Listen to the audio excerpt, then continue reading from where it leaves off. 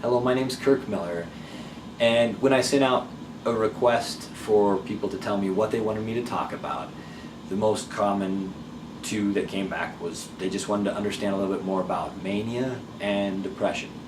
So both sides of the spectrum of bipolar. So I'm going to jump in and start with mania. This video is going to focus on kind of what it feels like, as well as some of the stages that I've noticed that happened in myself as I got better and attained 100% remission from bipolar, as well as things that I've seen from people I've helped and consulted and worked with as they've gotten better. So a lot of times you read the typical symptoms that you can look up just using any search engine. Everything from restlessness, irritability, spending a lot of money buying something extravagant, driving too fast, gambling, drug use, all of that stuff. A lot of those are very valid. I think there's a lot more to the mania than people really realize. And there's some things that can kind of help you realize that the mania is beginning and starting. If you can recognize those things, you can kind of taper down a little bit, try to calm yourself down so that it doesn't continue to get out of control. So curbing some of the swings is a nice added benefit if you can recognize some of these different stages. It's also a great technique to start retraining your brain, which is a little bit about neuroplasticity that I'll talk about at a different time. So the first thing is a lot of us have good and bad days, and we all enjoy being happy. So mania is kind of happiness personified. It's exaggerated to an extreme. I would kind of say there's different stages, so I'm going to go through those. So in my own experiences, and again, if you are suffering with bipolar, you need to consult with a physician or a psychiatrist. This is just my own personal experiences that I'm trying to share so people understand a little bit more about mania. So my first stage was kind of a feeling of happiness. So that was the best stage of bipolar as far as anything. The normal was great because I was stable, but nothing compared to that first stage of mania, which I had the giggles. I was playful, I was fun. When I went out, I was more energetic, just a highlighted version of myself. A lot of people really liked being around me at that point in time, and I was more enjoyable to be around. That would last for a few days to maybe a week, 2 weeks maybe. It's kind of hard to look back and tell the exact time frame, but it would lead into the second stage of mania, where my humor had an edge to it, and I was aggressive enough with joking around with people. Sometimes someone might get hurt if I was wrestling with a friend or something like that, or even talking back and forth with my family members. I might say something that was very hurtful or cruel or mean. Those things were kind of a heads up that things are getting a little out of control. The other thing is I definitely got more agitated very quickly. So driving through traffic, it wasn't necessarily that I was driving faster because it's a symptom of mania. I was driving faster because the whole world seemed like it was moving way slower. So this is where it's a matter of perception.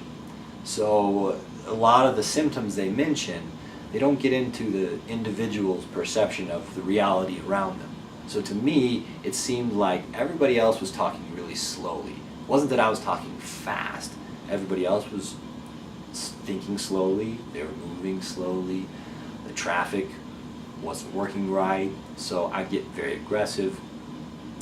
And I would also say, this is the stage of mania that it was still somewhat fun to be in. The problem was I didn't realize the damage I was doing to the relationships around me. And I would skip work, skip school, those kind of things, ditch my college classes and go do drugs or something like that, or drink a lot. So those kind of things, and go to a very classic thing would be going to bars and to clubs, nightclubs, that kind of stuff.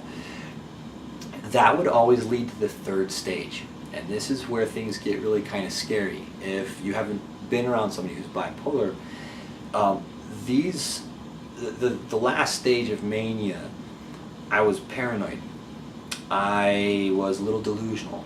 So a lot of the people that I worked with would think that they actually were a deity or the son of God or something along those lines.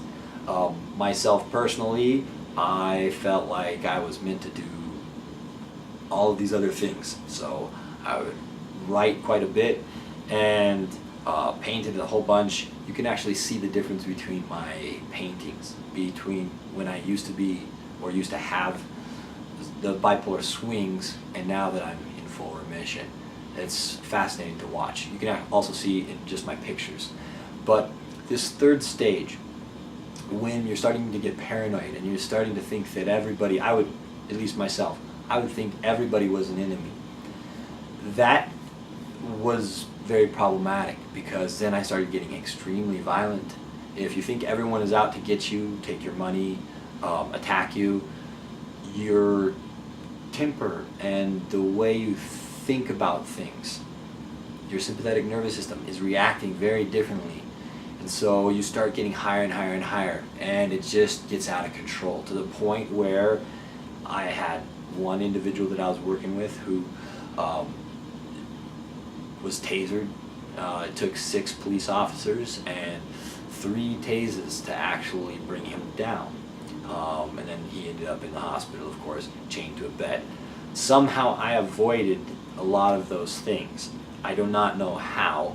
A lot of it was I was paranoid enough. When I did something really horrible, I took off. As far as the dangerous part about this stage is it's where everything feels like it's moving so slow to you that you almost want to force everyone to move at your pace. So the driving gets beyond extreme. For me, spending was not as big of an issue because I didn't have the money, but I definitely had a credit card and that debt went up really fast. A lot of people wouldn't understand why I was so angry. Or one particular instance that I remember really clearly is I spilled a little paint on a pair of shorts that I liked and completely lost it. I went out to the yard, broke the garage door, smashed my mailbox, or my parents' mailbox, broke 3 doors, and this was over nothing. So that phase, once you start hitting that, you really need to seek professional help. And actually those previous 2 stages, if you start noticing those, you still need to get in and go talk to somebody and make sure that you are well balanced. Everyone deserves to live a happy life, and it's really important to seek professional advice. And by professional advice, I'm talking about a psychiatrist, a psychologist trained to deal with bipolar. The MDs are also great as long as they are staying up to date with the latest research and they're working alongside your psychiatrist. So no matter what, please follow through and look into some of those things. I'm going to put up a blog later on that'll get into each one of these little stages, including kind of the different things that I noticed. But hopefully this will be a good start, and please feel free to subscribe, share this video with whomever you might feel would benefit from it, and certainly reach out to me if you want me to talk about anything in particular. I'm going to be addressing triggers, some of the things, how to recognize those triggers, how to defuse some of the situations and some of the moods. I will be covering depression, of course, with my next video, and other things as well. So feel free to reach out to me for any questions that you might have, and know I'm here to help and just want everybody to have a second chance and a beautiful life. So thank you so much for your time. I really appreciate it. Have a wonderful day.